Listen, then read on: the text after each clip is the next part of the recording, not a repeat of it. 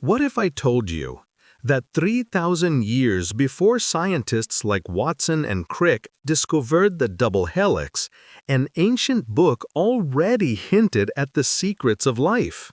That's right, I'm talking about the Bible and DNA. Stick with me for the next 20 minutes and let's dive into this fascinating connection in a simple, everyday way. No need for fancy lab coats. We'll keep it real and relatable, like chatting over coffee with a friend. Picture your body as a massive factory, running non-stop day and night. At the heart of it all is DNA. Think of it as the ultimate instruction manual, or the software that keeps everything humming along perfectly. But what exactly is DNA, and how does it tie into ancient texts like the Bible? Let's start from the basics, nice and slow, so you can soak in every idea. DNA stands for deoxyribonucleic acid. It's a molecule that carries the genetic information for all living things. In simple terms, it's the code that defines who we are, from the color of our eyes to how our body processes food. Imagine this. Inside every cell in your body, there's a long strand of DNA, coiled up like a ball of yarn. And that strand contains billions of chemical letters. These letters are A, T, C, and G: adenine, thymine, cytosine, and guanine. They pair up in specific sequences, forming words and sentences that guide our cells on what to do, how to grow, repair, and even pass traits down to our kids. Now pause for a second and reflect.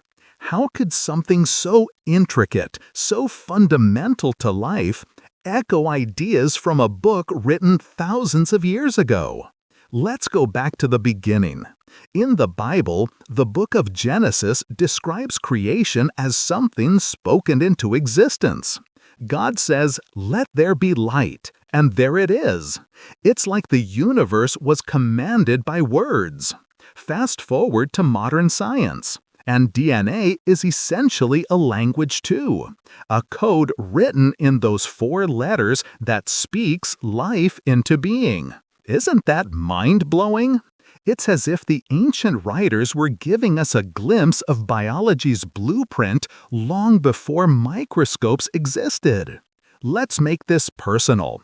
Your DNA is unique to you, like a fingerprint from the universe. It determines things like your height, your hair color, even your risk for certain health issues. But here's where the Bible comes in. In Psalm 139, it says, "For you created my inmost being. You knit me together in my mother's womb." Knitting? That's like weaving threads carefully. And DNA is a twisted ladder, or helix woven with precision. The double helix structure, 2 strands spiraling around each other, connected by those letter pairs. It's a perfect harmony. A always pairs with T, C with G. No exceptions. It reminds me of Ecclesiastes 4:12. A cord of 3 strands isn't quickly broken. Strength in unity, balance in design, just like relationships or the very fabric of life. Speaking of numbers, let's talk patterns. DNA codes in groups of 3, triplets called codons, that spell out instructions for amino acids, the building blocks of proteins. Proteins are the workers in our body factory, making everything running. The Bible is packed with the number 3, the Trinity, Father, Son, Holy Spirit. Peter denying Jesus 3 times before redemption, or the 3 days Jesus spent in the tomb. It's like a recurring theme, echoing from faith to science. And 4? There are 4 letters in DNA. In the Bible, 4 often symbolizes creation. The 4 winds, 4 corners of the earth, 4 rivers in Eden. Coincidence? Maybe, but it sparks curiosity, doesn't it? Now let's zoom out to the big picture.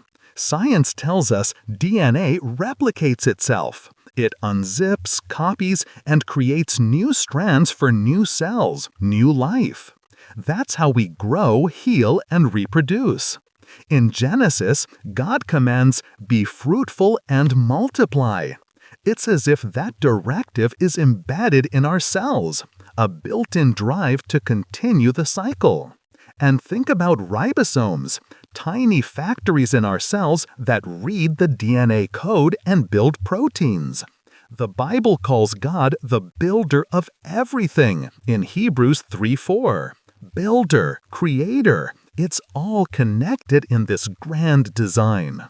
But wait, let's not get too abstract. Let's bring in some real-world examples to make this stick. Take eye color. Your DNA has genes, sections of the code, that decide if your eyes are blue, brown, or green. It's like a recipe. Mix these ingredients and voila! If there's a small change or mutation in the code, it could lead to something different, like a unique trait or even a condition. The Bible talks about life being written by God. In Jeremiah 1:5 it says, "Before I formed you in the womb, I knew you." Formed, known, like a plan encoded from the start. From what I've learned about experts in the field, people like Dr. Francis Collins, who led the Human Genome Project, that's the massive effort to map all human DNA, he sees no conflict between science and faith.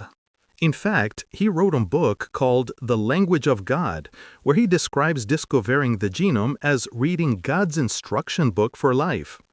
Collins was an atheist once, but the elegance of DNA convinced him there's a creator behind it. It's inspiring. Imagine ancient shepherds and prophets, inspired by something greater, describing life's essence without any tech. Was it divine insight? That's for you to ponder.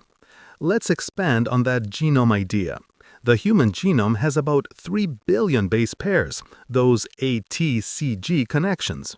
If you stretched out the DNA from one cell, it'd reach about 6 feet long, and you have trillions of cells. That's like a library of information inside you. The Bible uses library-like metaphors too. In John 1:1, "In the beginning was the Word, and the Word was with God, and the Word was God." Word, like a code, a message that creates reality. DNA carries messages passed down generations, shaping families, histories. The Bible is God's message, preserved through time, shaping beliefs, cultures. Now, think about patterns in nature that bridge these worlds. The golden ratio, that mathematical proportion seen in seashells, flowers, even the human body, appears in the twist of DNA's helix. And in the Bible, it's in the dimensions of the tabernacle or Noah's Ark, designs that follow harmonious ratios. Or take laminin, a protein that holds our cells together, shaped like a cross. Some see it as a sign, the cross holding everything in place, just like faith. Is it intentional? Who knows? But it's a beautiful parallel. Of course, science keeps evolving. We now have tools like CRISPR to edit DNA, like rewriting the code to fix diseases. It's amazing, but it raises questions. The Bible warns about wisdom in Proverbs 1:7. The fear of the Lord is the beginning of knowledge. Maybe it's a reminder to use these discoveries responsibly, ethically, not playing God, but partnering with the design. Let's make this even more relatable with a story. Imagine a family gathering. You look at your parents, siblings, and see resemblances. A nose here, a smile there. That's DNA at work, passing traits like heirlooms. The Bible is full of family stories. Abraham's lineage, David's descendants, generations connected by blood and promise. It's like DNA's inheritance mirrored in Scripture's narratives. Diving deeper, consider how DNA influences behavior. Genes play a role in things like personality traits or predispositions. Not determining everything, environment matters too, but influencing. The Bible speaks to free will and choice, yet acknowledges we're fearfully and wonderfully made in Psalm 139:14.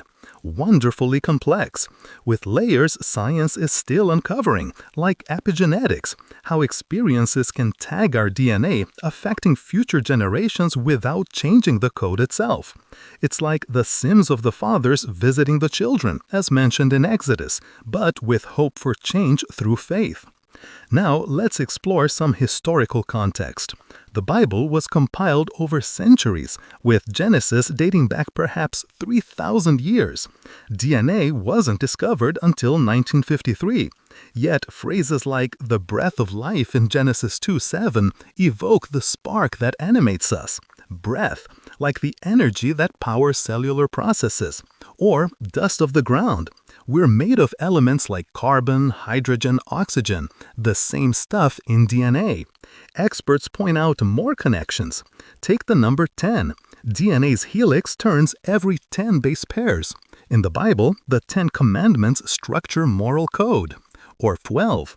Tribes of Israel, apostles. And DNA structure involves 12 hydrogen bonds in some patterns. These might be stretches, but they invite wonder, don't they? Let's think about origins. Big Bang Theory says the universe started with a burst of energy, expanding into complexity. Genesis, in the beginning, God created the heavens and the earth. Science describes fine-tuned constants, like gravity strength, that allow life. Too weak or strong, and no DNA, no us. The Bible calls it purposeful creation. Personal reflection time. Have you ever looked at a sunset or held a newborn and felt something bigger? That's the intersection. DNA as the mechanism, Bible as the meaning. Collins says mapping the genome felt like glimpsing God's mind. It's humbling. Expanding on proteins, there are about 20 amino acids coded by those triplets. 20, like the 20 generations from Adam to Abraham in some counts. Again, patterns. Now, modern applications. Gene therapy treats diseases by fixing DNA errors, echoing biblical healing stories, like Jesus restoring sight. Not equating, but paralleling restoration. Cultural impact. DNA testing reveals ancestry, connecting us to roots, much like biblical genealogies trace lineages that to creation. Ethical dilemmas. Cloning, designer babies. Bible urges stewardship of life. In nature, DNA's efficiency, packing so much info into tiny spaces, mirrors biblical efficiency in parables, packing wisdom into short stories. Think G-viruses. They hijack DNA to replicate, like temptations derailing life's path, but faith as the antivirus.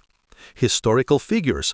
Gregor Mendel, father of genetics, was a monk, blending faith and science. More on Collins. His project sequenced 3 billion letters, like decoding a divine manuscript. Biblical numerology, 7 days of creation, DNA replication cycles in phases. Personal story example, a scientist friend once said, "Studying DNA made me believe it's too elegant for chance." The cross-shaped laminin, discovered in 1979, holding tissues together, symbolizing Colossians 1:17, "In him all things hold together." Golden ratio in DNA, pitch of 34 angstroms per 21 base pairs. Ratio 1.618, seen in sacred architecture.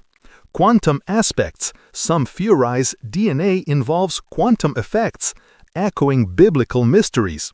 Future, synthetic biology, creating life. But Bible says life is sacred. Wrapping up, reflect. DNA as God's handwriting in our cells. Bible as the guide to understand it. If this resonates, explore The Language of God by Collins or similar resources online. As we near the end of these 20 minutes, remember, this isn't about proving or disproving, but wondering at the connections. What if the Bible was foreshadowing science all along? It's a bridge between faith and discovery, inviting you to explore more.